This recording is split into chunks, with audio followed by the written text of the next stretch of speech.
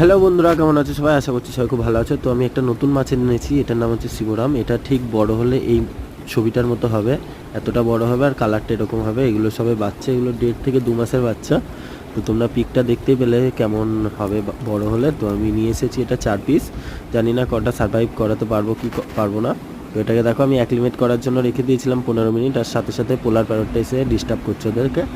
তো আমি অ্যাক্লিমেট হওয়ার কিছুক্ষণ পর মাছগুলোকে ছেড়ে দিয়েছিলাম। তো খুবই ভয়ে ছিল ওরা, চুপচাপ এক জায়গায় গিয়ে দাঁড়িয়ে থাকছিল। আর দেখো আমার ডলার ফিশগুলো ওদের কাছে গিয়ে বসে আছে, কেউ কিছু করছে না, মারামারিও করছে না। এই জিনিসটা খুব ভালো লাগলো। আমি ভেবেছিলাম হয়তো অ্যাটাক করবে ডলার ফিশগুলো ওদেরকে, কারণ ওগুলো অনেক ছোট মাছ এখন আপাতত, এই কারণে।